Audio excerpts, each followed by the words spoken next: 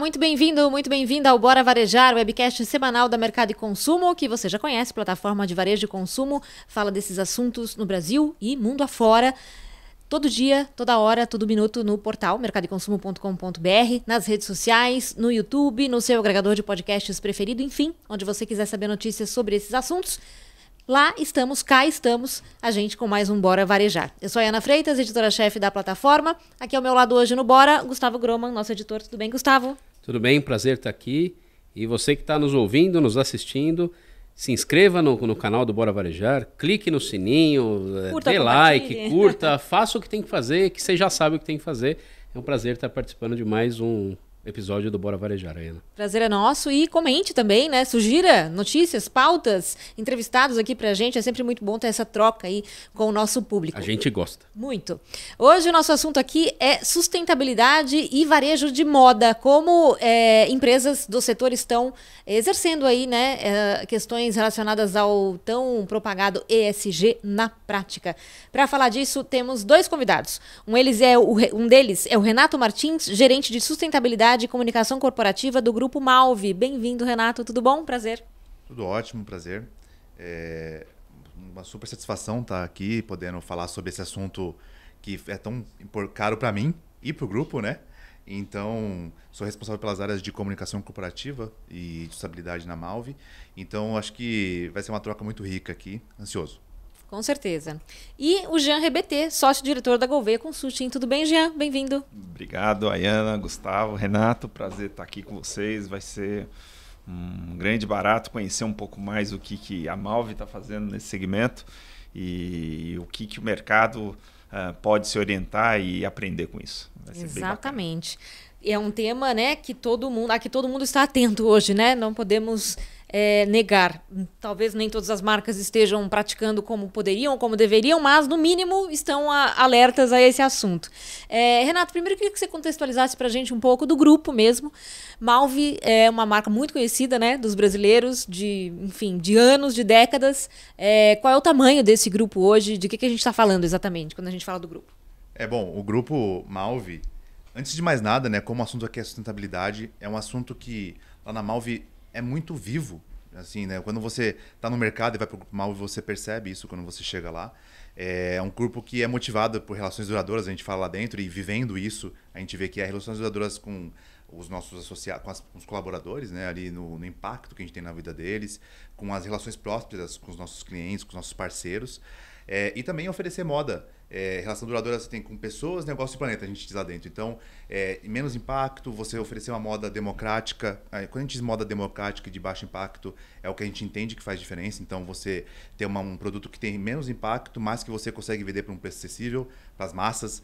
Então, a Malvi tem muito isso como diretriz e isso ressona bastante nos números que a gente tem, né? A Malvi tem mais de 22 mil pontos de venda em todas as regiões do Brasil, todos os estados, bastante focado nas cidades menores e no interior desses estados, né? Hoje a gente somos mais de 4 mil colaboradores. A Malvi, hoje quando você fala em sustentabilidade, você está falando ali de uma empresa que reduziu 75% do impacto de carbono nos últimos de 2014 a 2022, que foi o último período que a gente mediu. Então tem uma eficiência hídrica sem igual na indústria. Então produz ali mais de 40 milhões de peças por ano. Então, quando a gente fala de números, de tamanho, a gente está disponível em todo o território nacional, 4 mil colaboradores, 40 milhões de peças. Então, é uma empresa gigantesca, né? Gigantesca e muito tradicional, né? Como você comentou. Sustentabilidade até nessa relação ser sustentável, né? De longo prazo com o consumidor, né? Com o cliente, né? Exatamente. A empresa fez um investimento recente de 3,5 milhões de reais em expansão em um modelo novo de loja, que é uma loja modular. O Mercado de Consumo, inclusive, esteve numa dessas lojas no Shopping Anália Franco, aqui em São Paulo. Um modelo muito bacana, né? Queria que você explicasse um pouco como ela se diferencia das demais lojas, já que é um modelo que vocês querem levar para outras unidades aí, né? Isso. Esse modelo modular, ele se divide em duas frentes. Então, tem a loja Anália Franco, né?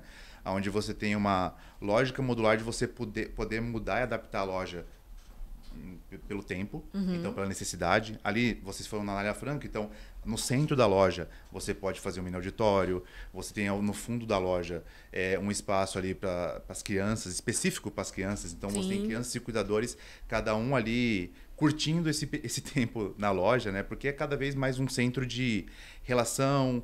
A loja perdeu muito essa característica de sou ali, vou no balcão para comprar. Então é um local para acontecer experiências. Para você propiciar experiências, a loja tem que estar adaptada a todo mundo que está ali dentro. Então essa Donália Franco acaba sendo um grande exemplo disso quando a gente fala de como cada um vai estar vivendo essa experiência ali dentro, né? E aí tem também a loja modular, a modular mesmo, que a gente é uma loja que é num container, que é um modelo de negócio específico, que a gente é uma loja que, enfim, ela tem 25% menos custo, a gente prevê, né? 25% menos custo para o lojista que for abrir essa loja. Você deixa ela pronta em 10 dias, entre você formatar a loja, estoque, colocar tudo lá dentro, ela está pronta para começar a vender em espaço de 10 dias. Então, quando ali no começo eu falei sobre moda democrática para produto, essa lógica se aplica às lojas também. Você tem uma loja ali que várias pessoas que hoje talvez teriam diversas barreiras para poder empreender, podem começar com essa loja, né? E, enfim, essa loja ela começou ali a primeira unidade a gente fez no parque, Malve. A gente pode falar mais disso mais para frente, mas enfim. Então, esse negócio modular que a Malve está investindo é esse. A ideia é justamente a gente facilitar para o empreendedor, quando a gente fala dessa loja que é a modular, facilitar para ele essa abertura e trazer esse aspecto modular de loja adaptável para as lojas que a gente tem, principalmente da franquia Malve Kids. Legal. Essa do Donália Franco, inclusive, ela tem essa questão de... O espaço é pequeno, né? Então também, claro, tá no shopping não é barato, né? Mas o espaço é relativamente pequeno, com bastante oferta de experiência, como você comentou, né? Isso. E o fato dela ser modular, de você conseguir adequar espaços, prateleiras, enfim, isso também é muito bacana para a condição que o empreendedor tiver ali de ter, né? De colocar. Exato. Na Donália Franco ali, o projeto foi fechado por uma arquiteta, né, a Ana Weg, e, assim, ela é toda pensada para vários tipos de situações e para sobreviver no tempo. O que traz também esse aspecto, né, de facilidade de empreendimento, porque você tem uma loja que ali, no primeiro, o custo que você tem para montá-la, ele vai ser útil por muito mais tempo, porque você vai conseguir mexer nos espaços dela, né? Então, como o exemplo que eu dei ali do auditório, quando a equipe de vendas vai se reunir na loja, por exemplo, ela pode utilizar, ou dependendo também do produto que ela quer, produto estrela que você fala, às vezes você quer um produto que quer chamar mais atenção, você quer trabalhar mais seu visual merchandising, ela acaba sendo muito propícia para esse tipo de ação também. Você não precisa mudar a loja toda por conta de uma coleção. Ela se adapta, ela está pensada dessa forma. Ou uma estação, ou uma data, exatamente, né, comemorativa, né? Colocando o Jean na conversa, né? Quer dizer, o Renato está falando aí sobre o início, né, de tudo ali, pensando na arquitetura da loja, já pensando nessa coisa do ESG, né? Jean, de que outras formas o varejo pode lançar mão dessas iniciativas de ESG na prática, no dia a dia? Eu acredito que o varejo não se deu conta o quanto ele é responsável por alguns dos pilares do ESG, né? Especialmente no social. Se a gente olhar um pouco para o varejo, que pouco difundiu o que faz ao longo de toda a sua história, a gente colocar luz especificamente sobre esse pilar social. Tem uma questão que o varejo em si é a porta de entrada para o primeiro emprego de muita gente. Gente que não tem preparo, gente que não estudou, gente que veio de uma certa forma com uma formação deficiente, gente que não teve acesso às melhores escolas. Então, o varejo, que não se dá conta, na maioria deles, se percebesse o quanto ele é inclusivo, o quanto ele traz para o mercado de trabalho e forma e capacita todo um grande contingente, quer dizer, entendendo que tem uma função social que desde sempre existiu. Não é de agora, nem porque é modismo falar de ESG, talvez até uma obrigação. Mas o varejo sempre teve essa vocação social. Eu acho que isso é de uma glória enorme para o segmento. E acho que com a maturidade, empresas como a Malve e outras que estão vindo aí, já ampliaram esse conceito, né? A gente começa a falar de meio ambiente, a gente começa a falar de governança, a gente começa a falar de ambiente de trabalho, a gente começa a falar de diversificação, ou pelo menos tendo consciência da diversificação. Agora, o varejo eu trago aqui para vocês como um grande protagonista nesse pilar social. E acho que ele não se apropriou. desse pilar. Veio.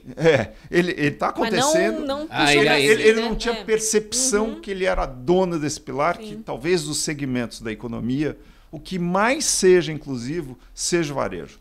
Porque é a porta de entrada para o primeiro emprego da maioria das pessoas, gente. Né? Então, ele abraça um contingente que sai mal formado, praticamente não tem uma formação estudantil correta. Quer dizer, E o varejo sempre abraçou esse contingente, inclusive independente de cor, de credo, de religião, porque sempre foi uma mão de obra carente, sempre foi uma mão de obra com um turnover que gira em torno na casa dos 46%, 52%. A GV fala em 52%, né, no giro natural do varejo. Quer dizer, então o varejo, pelo menos aquele bom varejo, sempre se preocupou em recrutar, em formar, em capacitar eternamente. Só que ele não se apropriava dessa ideia de que o quão ele tinha esse poder social. Eu acho que o que a gente está vendo agora é o amadurecimento disso através de algumas empresas. Eu acho que a Malve é um baita exemplo disso. Curioso o Jean falando isso, porque me dá a impressão, e aí vocês falam se vocês concordam ou não, que quando a gente fala em ESG, muitas vezes a gente fica ligado em coisas materiais, né? A gente estava falando da parte arquitetônica da loja, né? A parte de tipo meio ambiente, água, né? Coisas materiais. Isso que o Jean traz, né? É uma das siglas, né? O social, mas não é material, né? Mais abstrato, né? É mais abstrato, mas, cara, faz total sentido isso. Total. Inclusive, eu comecei no varejo. Meu primeiro emprego foi no varejo. Foi numa loja da livraria Saraiva. Vivemos um momento aqui... nostálgico, exato. Bora varejar. A Saraiva, quando abriu a primeira Mega Store no Shopping Eldorado, meu primeiro emprego foi lá. E foi esse emprego que me permitiu pagar a faculdade de jornalismo para estar aqui hoje fazendo jornalismo, olha só. Muito legal, né? É realmente inclusão social total, porque senão não teria feito faculdade. Exatamente. E é muito legal você falar disso, da questão do social, né? Porque como o Gustavo falou, a gente pensa ESG, a gente sempre vai mais para sustentabilidade, talvez, né? A gente vai mais para esse lado um pouco da governança e tal, mas acho que o que chamou a atenção mais das empresas até agora foi talvez o que elas abraçaram mais foi a sustentabilidade. Você acha? Não. Eu acho que talvez o primeiro passo tenha sido essa questão do meio ambiente, né, que de uma certa maneira é onde a gente vive. Eu acho que não tem mais jogar fora. Né? Não tem plano B, como diz. Jogar fora aonde? O que a gente joga fora? Não tem o que jogar fora, né? O fora é nosso. O que é fora, não tem mais fora. Então eu acho que tem essa questão que efetivamente afeta todos. Então, naturalmente, é um caminho fácil de se pensar a respeito, resíduos. Se a gente pensa nos têxteis, se a gente pensa em moda, a gente está falando em tintura, a gente está falando em processos de lavagem, a gente está falando de uso de muita água para fazer uma tintura especial numa calça, numa blusa, etc. Quer dizer, então, naturalmente, essas coisas aparecem rapidamente. Mas a gente não pode esquecer que a gente viveu há 2, 3 meses, vocês talvez me orientem melhor, mas a questão da governança, quando a gente viu uma Americanas fazendo uma lambança no mercado como um todo, abalando as estruturas, inclusive de bancos, que eram credores desses caras. Quer dizer, então, governança, transparência, também eu acho que está em pauta muito forte hoje em dia, porque senão tudo isso não acontece, né? Verdade. Em algum momento... Desculpa. Não, eu ia falar, eu fiz a conta aqui, conta de dedo, de padaria. 9 meses já. Foi janeiro, né? Janeiro, 9 meses. Começou o ano. Roda mais rápido do que a gente faz. Em algum momento, sustentabilidade, ela englobou todos esses assuntos. Quando você falava de sustentabilidade na empresa, era o ESG. É que essa sigla veio lá do John Elk, ele criou tipo o bottom line. E a ideia do ESG é justamente você tangibilizar todas essas áreas porque elas precisam andar juntas, né? Governança com social, com ambiental, porque são os impactos da empresa. No mercado, no grupo Malve, a Malve está na BVTEX, que é a Associação Brasileira de GT, isso você busca garantir que você não tem trabalho escravo na sua cadeia, que é um ponto importantíssimo, porque é extremamente pulverizada a cadeia da moda. O varejo tem vários tipos ali de setores, mas na moda especificamente é muito pulverizado, então é um desafio. E a Malve tem ali toda uma relação super forte com as empresas que prestam serviço, embora tenha uma indústria própria que seja responsável pela maior parte da produção, ou por quase a maior parte da produção. Enquanto outras empresas a maior parte da produção estão nas facções, estão fora dela. Né? Essa questão do ambiental, o que acontece, assim como o social, alguns assuntos eles amadurecem mais rápido, principalmente por conta de legislação. Então, você teve uma empresa no início do ano 2000 que foi pega com trabalho análogo escravo. Não tinha lei, não tinha uma lei específica para isso. Foi criada uma legislação. Então, esse assunto amadurece, ele vem à tona, ele passa pelos estágios de ser desconhecido, de ser uma coisa que ONGs trazem para depois ser o que o público percebe, e as empresas são obrigadas a investir nisso, né? Então, uma métrica legal para você ver, que eu calculo dessa forma mais ou menos, né? Para você ver a seriedade de uma empresa com esse assunto a urgência que ela dá para assuntos que não são lei ainda. Sim. Né? Então, no impacto ambiental, fala-se muito de carbono, lá, Acordo de Paris, 2015.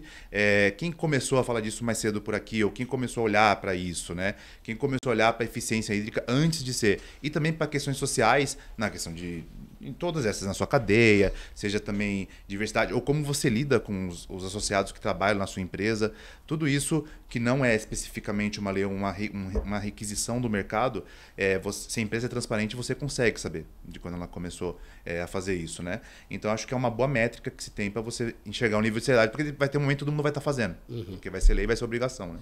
Total. Conta pra gente, você citou rapidamente aí o Parque Malve, né? Isso. Do que se trata exatamente. O Parque Malve. Bom, para quem não foi, antes de mais nada, eu recomendo muito ir. Assim, é um lugar que, quando você começa a trabalhar na Malve, todo mundo passa por essa experiência, né? De conhecer o parque, o Pico Malve também. O Parque Malve, enfim, eu não lembro agora exatamente quantos anos. A Malve está fazendo 55 anos esse ano, né? O Parque Malve é um pouco mais jovem que isso, mas ele é muito símbolo dessa ideia por trás da Malve, em termos de retornar para a cidade. Ali, a ideia era a cidade, mas depois você começa a expandir isso para todo o país, né? Eu pego dessa cidade, então eu estou usando mão de obra dessa cidade, eu estou usando aqui água dessa cidade, como que eu retorno?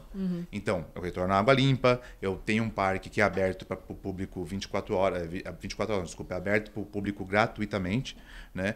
Toda a manutenção é feita pela Malve ali, ele é maior que Ibirapuera.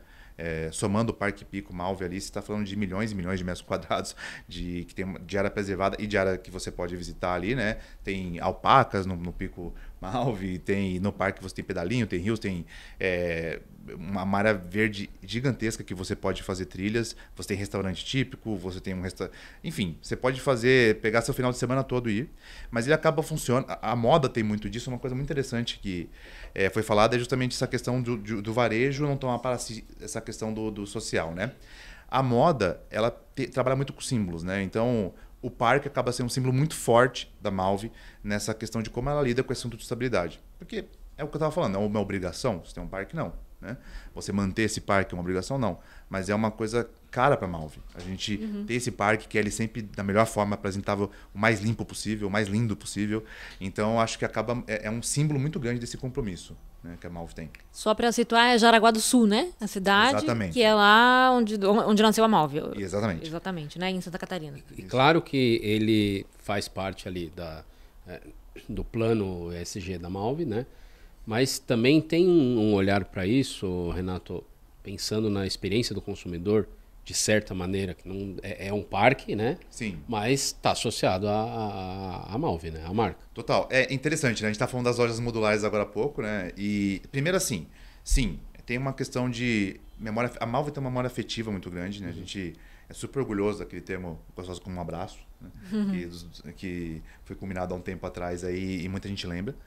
E estar nesse imaginário, ter essa pegada nostálgica e poder tangibilizar isso no parque é uma coisa muito rica. Então, só que o parque está ali em Jaraguá, né? Você tem um local específico, então mostra muito a ligação com a cidade também, a Malve e a cidade. Tem várias coisas ali que levam o sobrenome da família e tudo mais. E o parque, ele acaba sendo, sim, parte da experiência do cliente, e eu acho que o que coroa isso foi justamente a loja modular. A primeira loja modular desses que são os containers, né?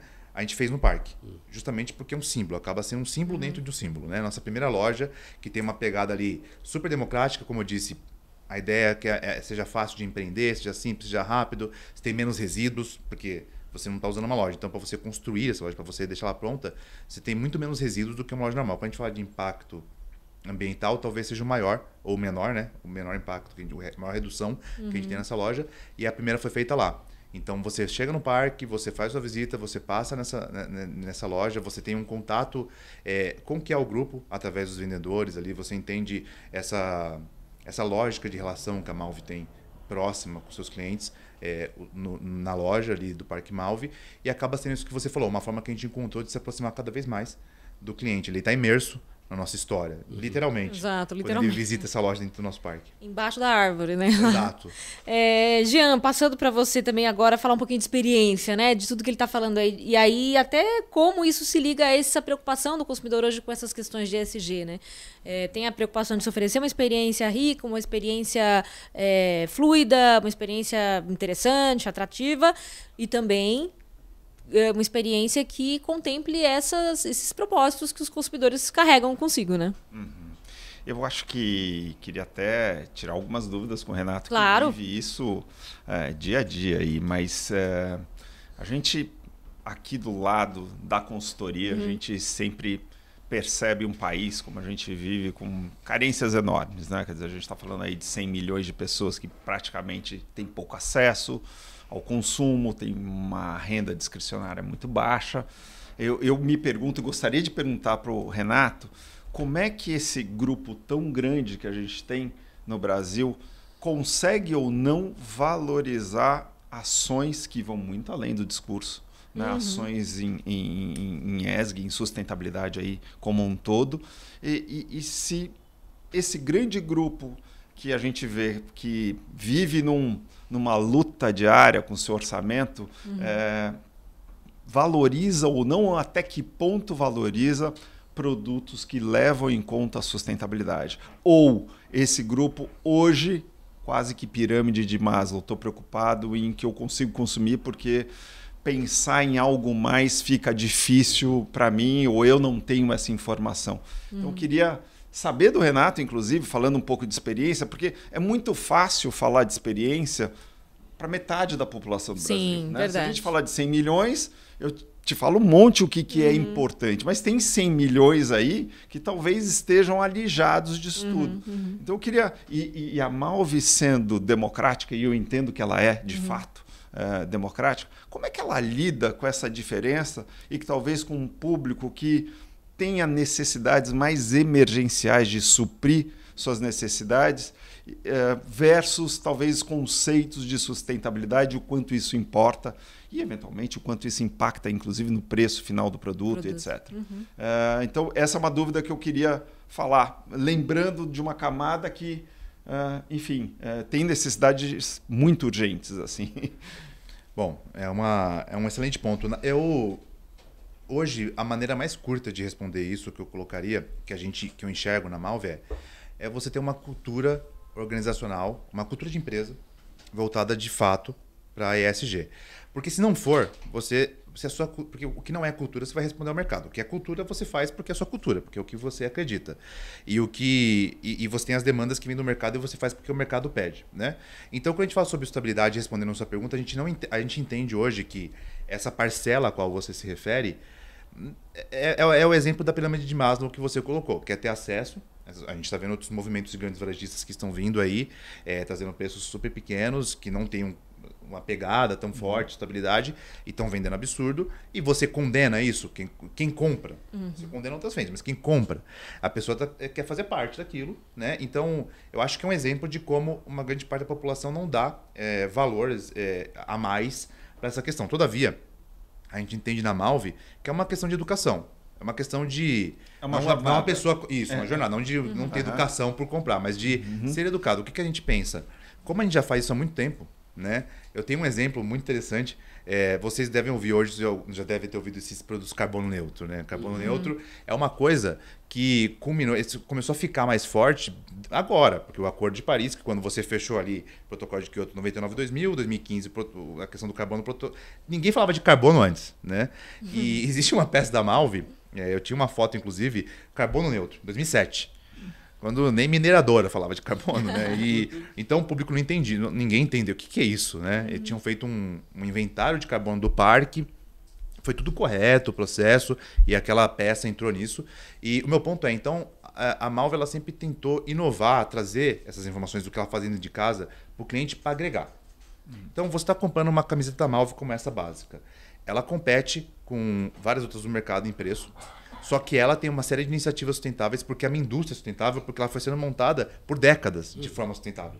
Então ela gasta menos água que o normal, o amaciante dela é feito de uma tecnologia que vem de capinhas de celular que está no meio ambiente, o que amacia a malha dela. Ela tem uma questão de, não a preta, mas outras, de tingimento natural. E a gente não cobra mais por isso, não identifica. Essa é a coleção do tingimento natural. Nossas peças são. E é a questão do democratizar. Então a gente vai falar na nossa comunicação sempre sobre esses aspectos sustentáveis. A gente sempre tenta trazer na ponta também essa questão, porque com o tempo o cliente vai começar a diferenciar. Por que a Malve tem e outros players não? E assim você consegue criar uma certa demanda de mercado. Você cria. Só que tem uma parcela que já pede hoje, mas a gente acredita que você mostrando o valor através disso e que o cliente pode, eu posso ter essa camiseta que compete com a que eu queria ali em termos de custo e além disso traz isso. Você resolve um problema e você consegue ao mesmo tempo trazer essa mensagem. É como a gente acredita lá dentro e é como eu acho que as coisas acontecem. Essa questão da cultura organizacional, as mínimas decisões. Na Malve, não é necessariamente no custo do produto, né, que você trouxe. O custo do produto é o mercado que fecha. Então, o custo do produto é uma questão de posicionamento nosso. A sustentabilidade está dentro disso. Né? Então, as decisões de dia a dia ali, o que gasta mais água, o que gasta menos água, qual cor gasta mais água, qual cor gasta menos água. Nós temos acesso a tudo isso lá dentro e todas as decisões que são feitas no dia a dia culminam nesses produtos de menor impacto. Né? Então, a gente faz isso pensando de dentro para fora, não de uma demanda externa para dentro, neste caso, sustentabilidade. Bacana. Muito bom. Sabe que a gente tem uma revista impressa do Mercado de Consumo que saiu agora em setembro? A gente divulgou no Latam Retail Show. E a capa dessa revista é uma entrevista com a Kate Anktil, que é de uma consultoria britânica, né, da GDR. E ela fala muito isso que vocês comentaram, especialmente dos mais jovens, né? Os mais jovens não terem a renda que os pais tinham, ou os avós, enfim, terem uma renda menor. E se importam com sustentabilidade, sim, mas às vezes não podem pagar por um produto mais sustentável. Então, e aí você citou players que estão vindo para o Brasil e estão vendendo mais barato, muitas vezes deixam um pouquinho a consciência de lado para comprar desses outros players por uma questão prática, né? Exato. Enfim, aí tem essa coisa que você falou da educação e da jornada, né? Que eu já acho comentou. que o bacana é pensar um pouco, ter a sustentabilidade como visão estratégica, né? Eu acho que o Renato coloca um pouco disso e, obviamente, é uma visão de longo prazo, né? Quer dizer, você realmente, enquanto organização, acreditar que esse é um caminho sem volta. De longe não é mais um diferencial, é um pré-requisito, vamos deixar claro. Agora, ou você é, quer dizer, o mercado, inclusive, valoriza por isso, te compra por isso, te paga por isso. E aí eu estou falando do mercado financeiro, aquele que vai apostar seu dinheiro na sua empresa, né? Quer dizer, os fundos e etc, etc. Inclusive, aqueles clientes que vão comprar mundo afora também vão querer N selos que vocês são ricos disso tudo, né? De chancelas e tudo mais. Quer dizer, já virou um pré-requisito e eu acho que é uma jornada mesmo, concordo com o Renato, que a visão é de longo prazo. Mas o que eu queria saber e colocar aqui na mesa é como é que você garante, enquanto instituição, enquanto organização Malve, esses processos de ESG dentro da empresa? Quer dizer, quais são os KPIs? Quais são as métricas? Como é que eu evoluo? Qual o PDCA, ou seja, o planejamento de evolução dessas estratégias? Quer dizer, uma vez que você coloca isso, mas como é que eu monitoro se eu estou evoluindo mesmo, se eu não estou, como é que eu estou melhor em relação, seja no social, seja no meio ambiente, seja na governança, mas enfim... Quais são essas métricas que a gente está falando aqui, né? Porque eu acho que isso é fundamental para a própria evolução do modelo, né? Sim. Lá na Malve, uma coisa interessante que a gente faz, né, por governança existe um time focado em sustentabilidade e esse time é responsável por todos os indicadores lá dentro. O que isso causa? Você tem várias áreas que produzem números e produzem determinados impactos ou diminuição de impacto. Só que eles não são responsáveis pelo próprio número, ou eles são responsáveis pelo próprio número, mas o indicador que levanta esse número é outro time. Assim você já cria, né, uma governança onde... Sabe, uma isenção. Isso, onde você não canibaliza ali, né? O cara ele é responsável por venda e por impacto, sempre vai ser mais forte que o outro, né? Então você tem um time olhando para isso e você tem um time que é esse time de estabilidade muito focado em transparência. Então a gente tem um report de estabilidade que segue as guidelines do GRI e você tem todos os nossos indicadores de impacto de água, carbono, água por peça, vários desses impactos por peça. Quanto da nossa cadeia hoje é certificada BVTEX, quanto da nossa cadeia, quantas auditorias a gente fez, quantos problemas a gente encontrou de auditoria, graves, médios. Tem tudo isso num report de sustentabilidade, que a empresa sabe que isso é divulgado. Então, todos os times sabem que tem que fazer parte do processo deles olhar isso, porque isso é uma transparência nossa com o mercado, com o cliente final, com as empresas. Então, eu acho que para você fazer isso funcionar, né, dentro da empresa, os KPIs existem inúmeros. Assim, na nossa indústria, tudo é muito controlado, né? A gente tem uma calça jeans lá que utiliza um copo d'água, é a calça jeans mais sustentável do Brasil. E ela tem uma solução que a gente trouxe da Espanha, que enfim, você utiliza laser ao invés de água. Você comentou, né, que utiliza muita água no setor. E o que acontece com essa calça, né, a calça com jeans mais sustentável do Brasil? A gente fala que ela utiliza um copo d'água. E a matriz energética da lavanderia era água, que é renovável, ou seja, é sustentável, mas é água. Para a gente poder falar que a gente utilizava um copo, a gente mudou de hídrico para biomassa, que também é sustentável, mas eu posso falar, não estou usando mais água do que o que tem água na produção. Só um copo mesmo. Assim, é um copo. Então, com isso, quando você traz essa transparência de forma técnica no report, de forma lúdica ou bem simplificada na sua comunicação, e todo mundo de dentro vê o esforço que você faz, através dos exemplos você faz acontecer e você faz esse esforço ser premissa dos times, né? Então, existe um departamento, respondendo de maneira objetiva, um terceiro departamento que olha os números, analisa e traz isso em público e também cobra lá dentro. E você tem a transparência que a gente tem com o mercado em relação a esses números. Então você força, uma governança que acaba forçando esses números acontecendo lá dentro. Total. Muito bom. Daqui a pouquinho a gente continua com esse papo. Vamos fazer um breve intervalinho aqui no Bora Varejar, mas não saia daí. Daqui a pouquinho mais sustentabilidade, varejo, moda, com o Renato e com o Jean aqui no Bora Varejar. Olá, a Ana aqui, convidando você para se inscrever no canal aqui do Bora Varejar, episódio novo toda quinta-feira às 10 da manhã. Curta também o nosso conteúdo, compartilhe e, claro, acompanhe as notícias diárias da Mercado e Consumo no nosso portal, mercadoeconsumo.com.br. De volta aqui com o Bora Varejar da semana, falando de sustentabilidade e ESG na moda. No varejo de moda especificamente, temos dois convidados, o Renato da Malve e o Jean da Gouveia Consulting.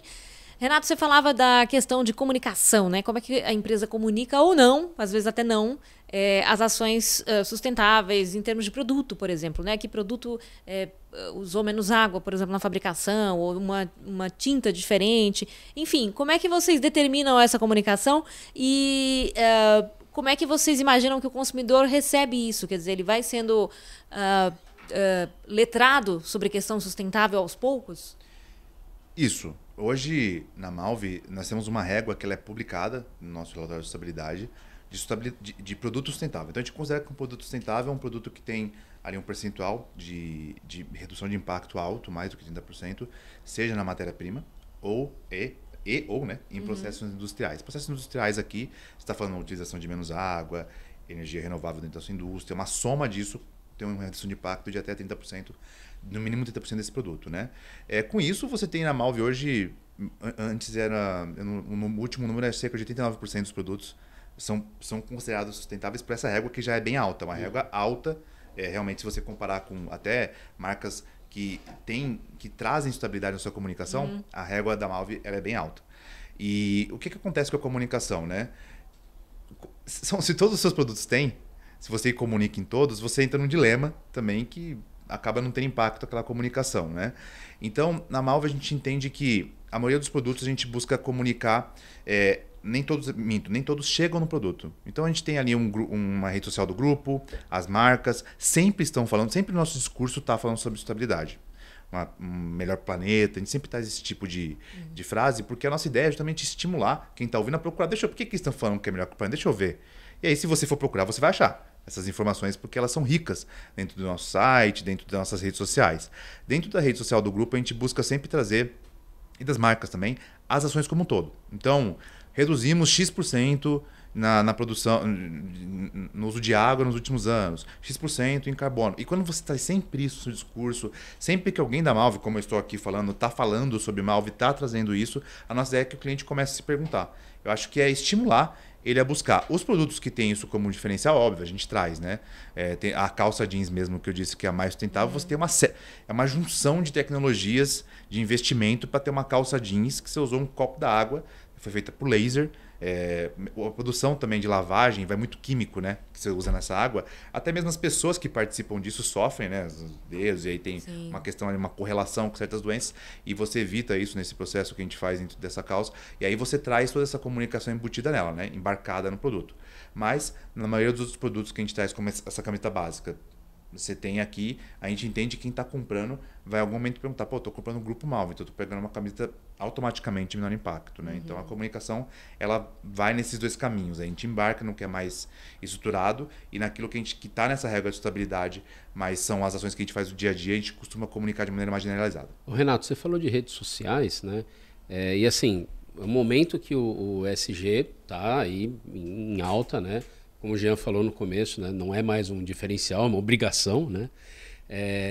Mas a gente vê também nas redes sociais um movimento, muitas vezes, de uma resposta, né? Seja positiva, seja negativa, do público, do consumidor, né? Como é que vocês lidam com isso? Vocês se preocupam com isso em atender o consumidor, deixar o consumidor Malve orgulhoso da marca e em também se aparecer uns haters ali, né? O que vocês fazem, enfim, qual que é a preocupação de vocês com essa resposta do consumidor nas redes sociais, seja ela positiva, seja ela negativa? Normalmente é positiva. É uma pergunta interessante porque na Malve a nossa comunicação é muito baseada na ciência, em dados, então você levanta poucas bandeiras, vamos dizer assim, né? Existem caminhos de comunicação onde você levanta alguns assuntos que você se coloca numa situação de ter que responder. Se eu estou falando que eu reduzi água, que eu reduzi carbono, pode ser que alguém fale, você está querendo dizer que reduzindo carbono porque o aquecimento global, esse tipo de coisa. Existem esses comentários, mas é uma minoria muito, assim, é ínfimo, né? Então, nesses casos, a gente busca jamais entrar em rota de conflito com a opinião das pessoas. A nossa rede é um espaço de discussão, a gente não bloqueia, não proíbe pessoas de postarem. Mas é muito legal, uma observação muito legal é que a gente vê que nas redes sociais da Malve, LinkedIn, no Instagram, sempre os próprios clientes respondem às pessoas e viram discussões, nem sempre, mas a maioria das vezes discussões produtivas. Legal. E a gente ouve e fala, pô, dados muito legal a resposta que a pessoa deu, o caminho dela para explicar porque é importante. Então acho que no fim é isso, você gera um ecossistema de redes que geram discussões ricas, né? Sempre com respeito e se qualquer um dos lados, óbvio, qualquer pessoa fugir do respeito, aí sim a gente age como moderando isso de alguma forma. Jean, tem uma perguntinha para o Renato também? Então, Renato, estava aqui pensando, né, e pensando no longo caminho que vocês já trilharam, né, nessa questão de sustentabilidade como um todo, e eu fico me perguntando se eu tivesse agora uma confecção, que eu tivesse nascendo, uma indústria que seja, ou mesmo uma loja de moda, de varejo, de vestuário, quais seriam os primeiros passos ou os passos fundamentais para aquele negócio que está aí nascendo, que tem isso na cabeça, mas que possam, na sua opinião, levar a questão sustentabilidade em jogo? Para onde eu ando? Para onde eu olho? Como é que eu começo a colocar isso na minha estratégia de negócio? Quais são os primeiros passos? Vocês, obviamente, já trilharam tudo que tem para trilhar, né? Um bom caminho, vai. E podem ser aí um bench para muita gente. Mas aqueles que estão aí, que é a grande maioria, o que você diria para esse pessoal? Bom, primeiro ponto, em algum momento aqui a gente falou sobre a maturidade desses assuntos e não vou dizer que é um erro comum, mas acontece muito de você começar um negócio e você não se atentar ao que já tem legislação. E por que eu falo isso? Porque legislação vira multa, legislação vira custo para você. Então, às vezes você tem iniciativas que vão para o caminho da sustentabilidade ou do menor impacto porque já tem lei. Então, a primeira coisa quando você abre um negócio, principalmente, vamos supor, você está abrindo uma lavanderia jeans, né? Existem leis que regem como você lida com a água. E nem todo mundo sabe. A gente já nessa história de Malve, já foi em lavanderias que em auditorias nossas, a gente falou, você precisa fazer isso dessa forma. né, ajudar.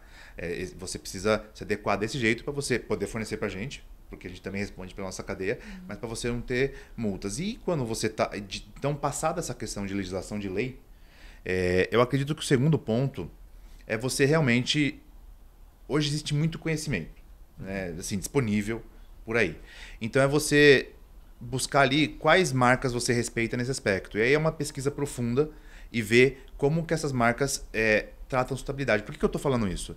Porque normalmente quem tem sustentabilidade dentro do seu negócio como valor, como princípio, como pilar, tem muita informação sobre como faz as coisas dentro do site, se você ligar e quiser saber. Na Malve mesmo a gente tem fornecedores que posso visitar para ver como é feito, claro. Você vem aqui, a gente junta às vezes com outros fornecedores e visita para ver como são feitos os processos, mas principalmente isso, você buscar um player importante em sustentabilidade e você fala, o que eu preciso para fornecer para você? Você vai ter um vasto material de adequação. Sobre cultura interna da empresa, isso é uma coisa que vai muito realmente ali do espírito empreendedor, né? Se você realmente acredita nisso, você não está vendo isso como uma oportunidade de mercado, mas como eu quero ter uma empresa que vai reduzir impacto, com esse conhecimento que você consegue, que você tem hoje disponível, né? E de novo, existem chaves, como eu disse, você quer fornecer, vamos supor, para a Malve. O que eu preciso? O que eu posso fazer para ser um fornecedor que dentro da sua matriz estou mais bem colocado, né? Em termos de estabilidade? Eu vou te falar tudo o que eu preciso. Daquele seu negócio, exatamente com números, com impacto, e você vai conseguir entender ali qual que é o tamanho do investimento ou das mudanças que você tem que fazer. Então, esse caminho, eu acho que é o caminho mais objetivo e prático. É aí dentro da sua empresa, aí não tem outra palavra, a não ser exemplo, para falar. Se quem está no seu time vê que as suas decisões são regidas pelo que você fala que elas são, acabou. Isso vai ser a tônica. Né? Você vai engajar.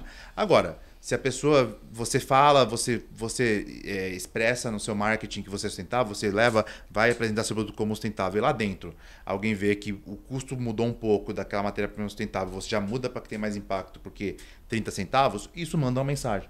Né? Então, pela minha experiência de Malve, de mercado, eu acredito que para quem está começando, então tem essa parte de cultura que é um pouco mais subjetiva, mas da parte prática é essa. Procura para quem você quer vender, pergunta o que você precisa, e assim, mesmo que você tenha uma empresa que você está abrindo agora, o que eu preciso? As empresas passam isso, né? A Malve, por exemplo, é uma delas. Então, acho que é um caminho muito interessante para você começar essa jornada. Tanto essa questão da legislação que te orienta, né?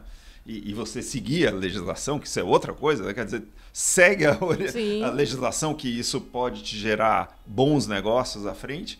E outra coisa que você fala, para mim, fica muito claro. Quer dizer, num primeiro momento é muito top-down. E depois isso vira um up-top, né? Quer dizer, vai do down para o up, né? Ou seja, você lança isso como uma proposta de ser, como negócio, e depois, na sua ação, na sua atitude, você consegue engajar, isso volta como retorno como na organização. Né? Jean, nas empresas que você conhece, que você acompanha, como é que são formadas essas posições? A gente está aqui com o Renato, que é gerente de sustentabilidade. Quer dizer, então a empresa está se posicionando na prática e colocando uma pessoa para direcionar esse assunto, para comunicar esse assunto, como ele está fazendo aqui. Como é que é na prática hoje as empresas? É uma área para as quais as empresas, ou existem setores que estão mais preocupados em ter um profissional, por exemplo, dedicado a isso, ou puxar esse profissional de um setor e colocá-lo nessa posição de responsável pelo ESG, enfim. Como é que está se formando isso nas Geralmente, empresas? O que eu tive experiência de encontrar no mercado é esse profissional ter vindo de comunicação. Né? Normalmente, esse profissional vem da área de comunicação e, obviamente, aí abraça esses novos desafios dentro das estruturas. Agora, eu não sei se vocês sabem, eu tenho na minha carreira pregressa biologia, eu sou biólogo. Olha só, não sabia. Bora varejar fazendo revelações. Fazendo revelações, né? Então eu venho da biologia. Então eu conheci, coincidentemente, alguns biólogos que nascem já em algumas empresas, principalmente de infraestrutura, etc., empresas até muito grandes nas suas atuações, que já nasceram especificamente buscando esses profissionais de meio ambiente, de biologia, da área específica para comunicar suas ações. Mas isso é recente. Sim. Geralmente, esse profissional vem da área de comunicação, que geralmente já existe nessas empresas mais estruturadas, né? E aí abraça a sustentabilidade aí que veio forte, como a gente falou, já é um pré-requisito, quer dizer, você tem que encarar esse negócio. Sim, mas cada vez mais tem essa pessoa responsável pela e essa pessoa, exatamente, agora o que eu vejo são os meus colegas aí do passado, de uma certa forma, ganhando bastante exposição nessa atividade. Sim, imagina, a gente está falando aqui do setor têxtil, mas quantos setores aí não estão tendo que abraçar isso também, né? Muito bom, a gente está chegando ao final aqui do Bora Varejar, mas antes a gente tem o nosso quadro que se chama Checkout, em que a gente pede que os nossos convidados deem uma palavra final para o nosso público sobre o que a gente falou aqui, enfim, recados que vocês queiram dar. Como diz o Gustavo, olhem para a lente... Lente da verdade. Lente da verdade. Memória afetiva também, memória afetiva, né? Procurem no Google, pessoal. Isso. Renato, teu recado, por favor. Nessa lente da verdade aqui? Isso, nessa mesmo. Bom, antes de mais nada, eu queria de novo agradecer a oportunidade, porque é um assunto tão importante para mim, na minha transição de carreira, né? Comentou sobre comunicação, vem de negócios internacionais, então essa questão de você trazer sustentabilidade para o seu negócio é algo apaixonante para mim, e na Malve houve um fit, né, de propósito muito grande. Eu sou muito orgulhoso da empresa que eu estou hoje, do que a Malve faz, e a Malve é uma empresa muito aberta. Então, o recado que eu deixo é esse. E muito se falou aqui sobre... eu comentei sobre buscar as empresas, buscar quem faz isso. E a Malve é uma empresa que está muito aberta a relações duradouras de verdade. Assim, a gente tem essas frases, né, de mercado que são ditas, mas na Malve eu garanto que é verdade. Então, tiver alguma... pilotar um exemplo de sustentabilidade, matéria-prima, a gente sempre está muito aberto a esse tipo de diálogo, usar a nossa indústria, enfim... de trazer de buscar soluções conjuntas através de relações ali comerciais ou relações de tecnologia. Então, a mensagem que eu deixo é isso: a Malve é uma empresa extremamente aberta. Esse modelo de, como vocês viram, o modelo de negócio, quando a gente pensa em negócio, é justamente facilitar para o empreendedor, facilitar para ele que ele consiga ter menos custo, consiga ter mais tempo para focar no seu negócio e menos se preocupar com a estrutura daquele negócio, porque a Malve faz isso por ele. Então, acredito que a mensagem que eu deixo é de parceria, esperança, né, em termos de sustentabilidade, que a gente conte muitos parceiros nessa jornada e que a gente consiga mudar essa lógica de mercado, porque quando o mercado começar a exigir isso, aí realmente o caminho que já é sem volta vai ficar realmente mais lucrativo também. Super. Jean, teu recado. Para câmera da verdade, é isso? Lente da verdade. Lente da verdade. Então, lente, eu não vou poder mentir para vocês. Eu super acredito aqui na cadeira de consultor e de estar em contato, e privilégio de estar em contato com diversas grandes empresas, é que o que a gente está falando no fundo, é sobre o capitalismo consciente, né? Quer dizer, eu acho que isso que a gente está falando sobre meio ambiente, a gente está falando sobre pessoas, a gente está falando sobre governança, e falar é mais fácil do que fazer. Então, é uma jornada, isso tudo custa, isso tudo exige um empenho de muito recurso pessoal, recurso financeiro, e é um caminho sem volta. Quer dizer, ou faz, e quem não fizer, a médio prazo, ou talvez até menos que isso, venha estar fora do jogo. Porque esse é o mercado, essa é a evolução do mercado como um todo, e torço para que todas se inspirem em bons exemplos e que a gente evolua como sociedade, como empresa, e é um caminho que eu espero para todos. Muito bom. Jean Rebeté, sócio-diretor da Gouveia Consulting, super obrigada, prazer ter você aqui novamente no Bora Varejar. E o Renato Martins, gerente de sustentabilidade e comunicação corporativa do Grupo Malve, prazer também ter você aqui com a gente. Prazer meu. Obrigado. Obrigada aos dois, foi um super papo. Poderíamos estender aqui por mais alguns minutos, né, Gustavo? Mas temos um reloginho aí, né? Exato. Mas muito bacana, porque é um tema sempre empolgante pra gente que gosta de varejo, né? Que atua no varejo, que atua indiretamente no varejo, no nosso caso aqui como jornalista, mas cobrindo é muito bacana ouvir. E vocês falando com tanta paixão, inclusive o Renato falando dessa questão da carreira dele, é muito bacana ver esse envolvimento, né? Que quem trabalha no varejo tem, né, Jean? Parece que é uma coisa natural, parece que é uma coisa que é muito intrínseca às pessoas que estão na área. E Gustavo Groma, editor do Mercado e Consumo, obrigada mais uma vez aqui pela companhia. Obrigado, adoro esse bate-papo no nossos Bora Varejares. E falando desse tema tão importante, empolgante, como você falou, e recuperando um pouco do que o Jean falou, é um caminho sem volta, e ainda bem. Sim. Obrigado. Um prazer e bora varejar. Obrigado. Bora lá. E obrigada a vocês também que acompanharam a gente aqui. Obrigada pela audiência de sempre. Não deixe de perder. Aliás, não perca. Toda semana um Bora Varejar inédito para você, falando de tendências, de consumo de serviços, de agronegócio, de franquia, de food service, enfim, tudo que for sobre varejo de consumo você acompanha aqui na Mercado e Consumo e no Bora Varejar. Como eu gosto de falar, contando histórias do mercado. Isso aí. Obrigada e até a próxima.